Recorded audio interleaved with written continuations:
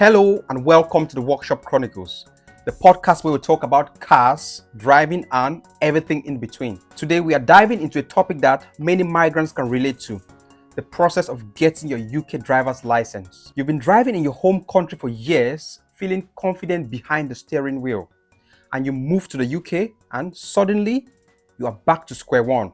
You have to go through the process from the theory, the practical lessons, and taking your practical tests. My guest today, Lady Fru, knows this experience firsthand, and today she is here to share her journey, lessons learned, and the challenges she faced. If you're a migrant in the process of getting your full license, this episode is for you. So, Lady Fru, how are you?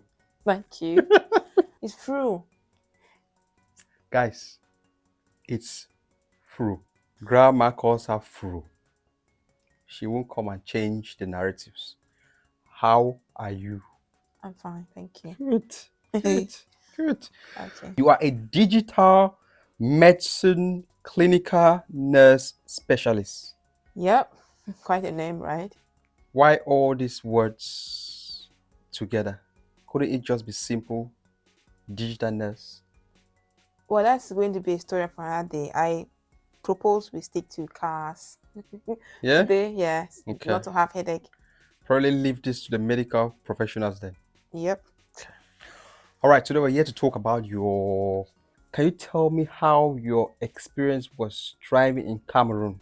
Okay. To start with, it was an amazing, challenging, and kind of funny experience.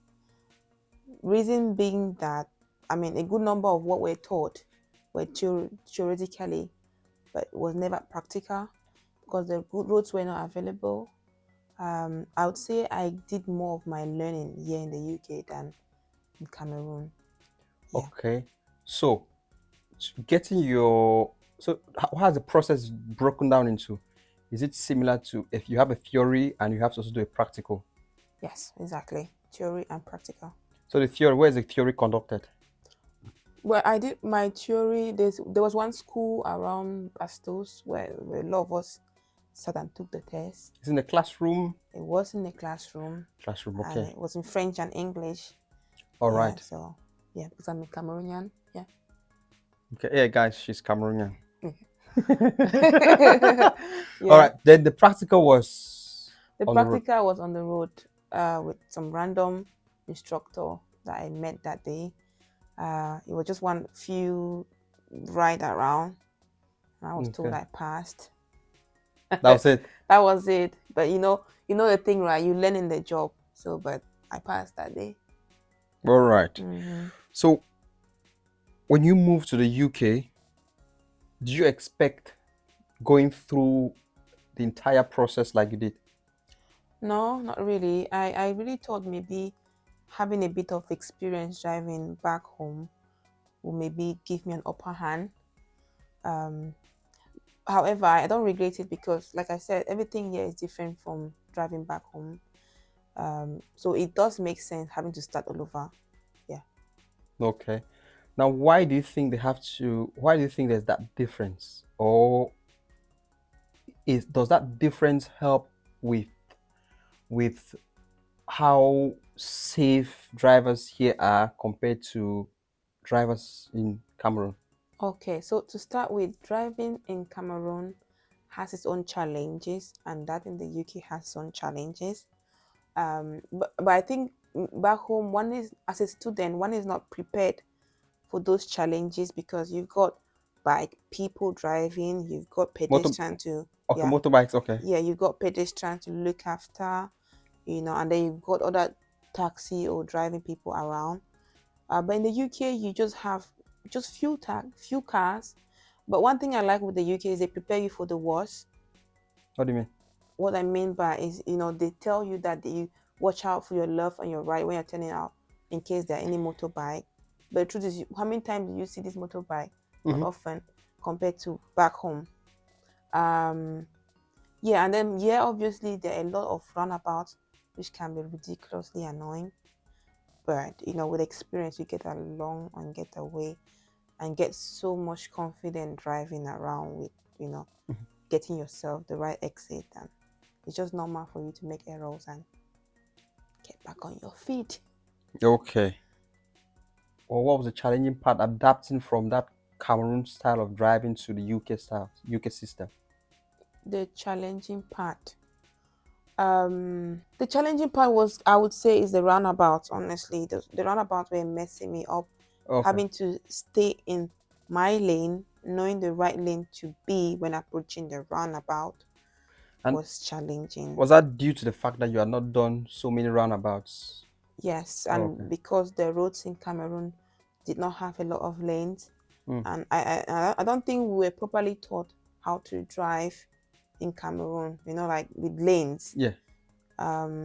Yeah, that's what I would All say. right. Now, how did you find switching from the driving on the right side of the road to the left side of the road? Yes, thank you for mentioning that. Yeah, back home we drive on the left, like our steering's on the left, Mm-hmm. and then we have to drive on the left. No, I have to drive on the right. We have to drive on the right. Yes. Yes. Yeah, all of that was a bit messy, messed me up. Yeah, but with few experience, I got myself used to. And let's not mention the gearbox on the left in the UK. Back home is on the right. So Okay, the gear lever. yeah, the Okay. gear that was the one that was challenging for me. Not really the fact that I was driving, that the UK drives in the left, but the fact that the gear giver is Mm-hmm. on the left instead of the right was, wasn't the best, because my right is, I using my dominant hand Are you? and having to use now my less dominant hand to change gear. I had to supervise you to drive. How was that? It was good, I would say. First of all, imagine me just coming from UK, from Cameroon to the UK, and having someone that could speak English and I could hear. I mean, not like could not hear the other people, but in the beginning, in the beginning, it was just nice to be able to hear, a fellow African or Cameroonian speak. Yeah, I'm more confident now. Even if I were to get a non-black to teach me driving, Mm-hmm. I would be fine now, because I got to myself with the culture. Yeah, so it was good having you teach me how to drive Okay. in that aspect to start with. Yeah. Now, but when I was teaching you how to drive, I remember you doubting my teaching. And no, Did you even get there? Like, I don't remember. It's been a long time. hold on. You doubting my teaching, Mm. and you had to go and get. Is it retro driving school? We had to look for someone because you needed to just have some other person. You wanted to see how some other person teaches. And Okay. Well, if I did that, I think it just makes sense, seeing what's out there. If I'm going to defend myself like that, all right, okay. it just makes sense to see what's out there, to know what you're missing. And I think it was good. I gave it a try, because then I was like, I just wasted how much pounds. Yeah, but it was an eye-opening event for me, or Okay. opportunity for me. But yeah, but I encourage anybody, if you want to see what's out there. But at least there was something different with that, because the car we were using was an old car. Yeah, the Mm. gearbox. Yeah, it was an old car. Uh-huh. So it's good. At least you had a new car to try with. But what we were doing wasn't far off from what you were taught, was it? Not at all. Mm. Not at all. And I think she was taking, that was 80 pounds. I think it was 35 she was charging per hour. Yeah, something like that. And that was my money that went. Was like it? No, that. you had some experience. You had some experience. At least it opened your eyes to understand that. Yeah, I had to try new things. Mm. I encourage people to try new things, so that was me.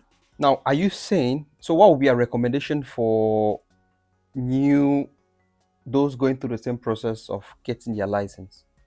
I'll say go for it.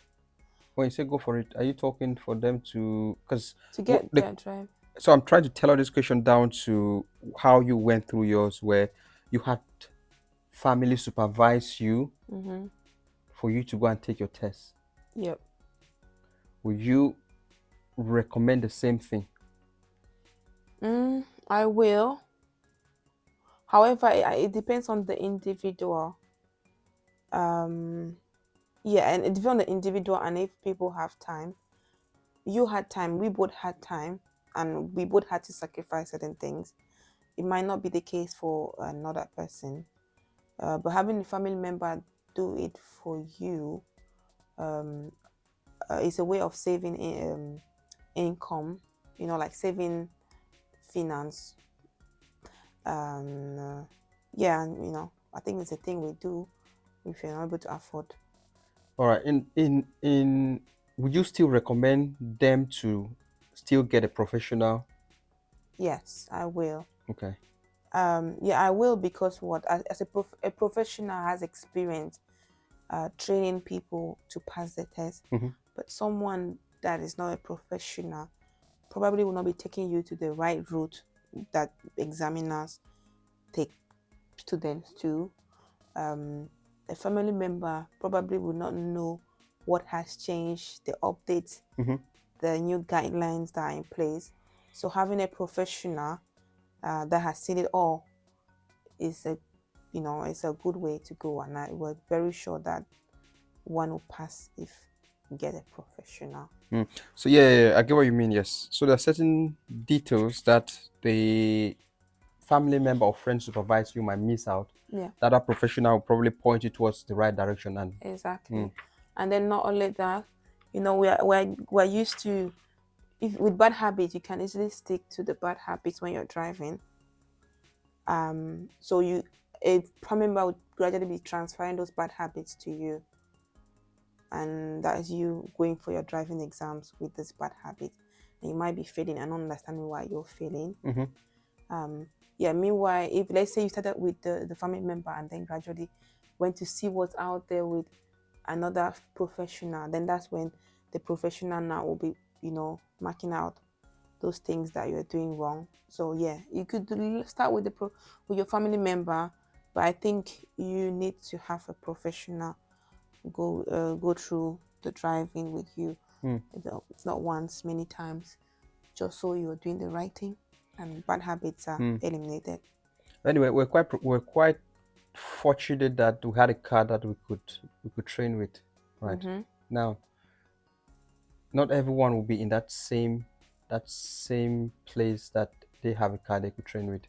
They Yeah. might just have to go with the professional straight. Yeah. And I think to add to that, if you get professional training alongside the family member supervising you, it could really speed up the process of you being confident on the road. Yeah. It really does, yes. It does. It does. Because it's not all about learning with the professional. You need to have time by yourself. We learn, maybe not by yourself. Because if the professional is teaching you 3 times a week, majority of the work is done by yourself without the professional. Get it? 3 times a week it will be quite costly as well. Yeah. All right. So you took your test twice before passing. What did you learn throughout that experience? So what I learned for the first time was that not to be anxious. Always prepare or study for the worst or the challenging, because I think we kind of like failed to do reverse parking on the hill, and that was my exam literally. Yeah, so I think Was parallel parking. I think it was Parallel parallel parking, yeah. parking, and that was on the steep hill. That was quite difficult for me, and anxiety as well, knowing that these people. I think the fact that cars were passing and I had to take my time and get into And you had to deal with the clutch and all that thing on the hill again. and a car directly in front of me on the hill. That yeah. So prepare for the worst. Make In it an old Ford Fiesta. Didn't help matters. didn't help. Didn't help. So what else? What else would you add to that mix? So you said keep calm, and you said practice on all road surfaces and inclines, terrains, and all that stuff. Yes, Is there anything exactly. else you add to that mix? Practice, practice, practice as much as you can. Mm-hmm. Yeah, if you have the opportunity, keep practicing. Yeah, you get confident when you practice. Yeah, learning makes perfect. Nice. Have I reversed it? Yeah, practice makes perfect. Learning makes perfect. How was that feeling when you took your test the second time and you passed? Oh dear, the fact that I could drive, take my road trip with the girls was on my mind, Nice. And yeah, it was just a relief knowing that I'm not going to have my brother sit there and tell me what to do, turn left, turn right. Oh, that was a good thing. Okay. Yeah, Okay. I felt like independent coming my way. Nice. Yeah. Now, first day on the road unsupervised. How was that? Before I got on, you mean like okay, yes, it was good. I would say unsupervised from my instructor, right? Mm-hmm. That's what it meant. Okay, so my first experience was with Andover. I started off a town closer, which So the was trip you like went to Andover with Auntie E. with Auntie E, Ah. which was like 30 minutes. Mm. That was a good one. And since it was a small town, I don't have to bother about parking. That's another thing in the UK. And then the next one was to Birmingham and back. That was nice. But then we had a breakdown, and then that's what I learned. I had to learn and experience. I had to learn what to do in case of a breakdown. Yeah, but you know what's funny? In all of this, for some reason, I kept escaping parallel parking. Yeah. What do you mean keep I kept escaping. Like, parallel parking? if I saw a parallel parking this way, I go somewhere else and I get myself parked. Not forward, backward. But there's parallel parking. Not until I went to church, and the only spot that was available was a parallel parking on the hill. Well, you know what happens in challenging moment now. You either face it, you lose it, but I win it. So Did you? guess who won? That's nice. That's nice. So you mentioned Birmingham, breaking down on. Yeah, Birmingham. I was really Birmingham, Coventry way, and that was really in a roundabout, very dangerous place. We had to call the police because it wasn't a dangerous place. Called our insurance.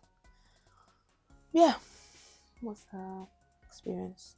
That Not trip. to forget, and that was my birthday, 25th. Yeah, so that was a remarkable day, I'll say. Nice. That's good. That's good. At least those are little you learn from things like that on how to. Yeah, good thing I wasn't alone. So okay. Now you have to travel 4 hours plus from Cornwall to Basingstoke. At times you go to what's the longest trip you did? You did Cornwall to Leicestershire. Leicester. Yeah. Yeah. I'm been to London. Yeah. Yeah. Been to all over the place. How was that? I would say because I have experience now, I get more. I'm not bothered. The only challenge is with the tiredness, but I take regular breaks. Okay. I also play my favorite music. And I bring down the windows and everything. Yeah, but I think sometimes I love to do those long trips with somebody at this side, but I have to deal with it. Nice. You've driven in London. How's the experience driving in a busy place like London compared to Cornwall? That is not so busy. Well, London and Birmingham have their own challenges on its own. What I don't like about these towns is a lot of cameras, and then a good number of their roads you're driving at 20 miles per hour. Yes, and with a manual car, it's crazy. Changing gear and all of Changing that. gears, yes. I think I need to do a petition for, you should buy me an automatic car, because I'm. But since that passed, have you driven any auto car? Have you tried an auto car? No, not yet. Not yet. I think I'm looking forward to getting myself an automatic car by God's grace. If you try an auto, it's gonna be a breeze. A lot of Yeah. the gear All shifting and right. all that stuff will not be there. Yeah. But Yeah. that's really good. At least you're quite experienced now with all these long trips, and which is good to see. Yeah. From Andover, 30 minutes now you're covering trips that are 4 hours plus. Yes, I think it started. I think the game changer was starting small and gradually making your way there. Starting with 30 minutes. I initially was driving just around Basingstoke, Yeah.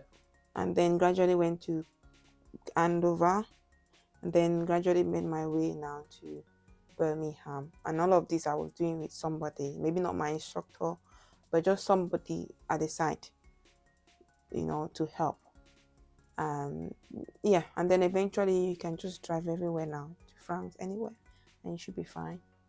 Would you drive to France? Yes, if I'm doing a road trip with the girls, yeah. So anyone struggling to get their UK driver's license, do you have any tips for them? I would say do not give up. Can be a bit challenging, you know, to get your driving license, like driving It license. is, yeah, I agree, yeah. Um, Another tip can be always get the support. I mean, if two people are doing this driving thing, there's always somebody to support you in case you're finding it difficult. Another tip is have your own car, because you want that in case the instructor isn't there, you have somebody that is above with more than 3 years experience to sit there and watch you drive, because you need to practice and practice. Um, yeah, and just practice and practice is another tip. And I will advise somebody to prepare or do their driving in the county or in the area they are confident, and not having to move to another area to drive. That's what I would say. And yeah. And if there was one thing you had to change about the UK driving test process, what would that be? Making test dates readily available, because like I said, driving in another city is another challenge on its own. If you are not confident as a student in your area, there, imagine how it can be in another area. Your first test, when was your first test? Was it in December 2022? The first one you Mm-mm. took? Was it Oh, November or December?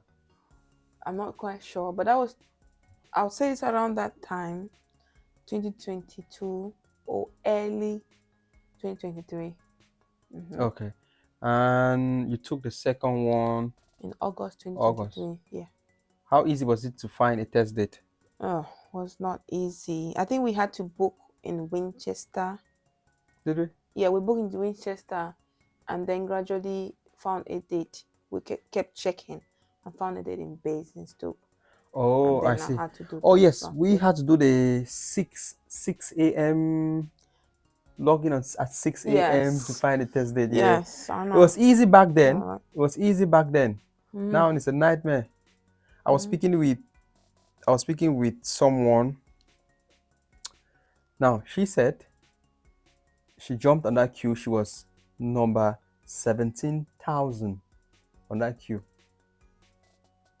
So you can imagine the number of people sat there waiting to swipe to change their test dates. 17,000. 70,000 in the queue. It's absolutely really really bad. But anyway, the government is actually working on trying to see how they can fix that. That Right. would be So, good. Can I imagine 17,000? any final tips for anyone preparing for the test? Any final tips? Get yourself a professional driver to help you around. And practice. Be confident, and yeah, let nothing scare you. But what makes you confident is if you practice and practice and practice. Yeah. Lady Fru, thank you for this chat Thank you about very some much driving, about for driving. inviting me. All Yeah. right, we have to end it here, and Thank you so much. Thank you too. It was a pleasure. Thank you all for watching. If you haven't done so yet, please subscribe. You can listen to our podcast on Spotify, Facebook. What? Inch. Kidding. Drive safe. What about the? Just what you were supposed to do, All right, you do it. I say.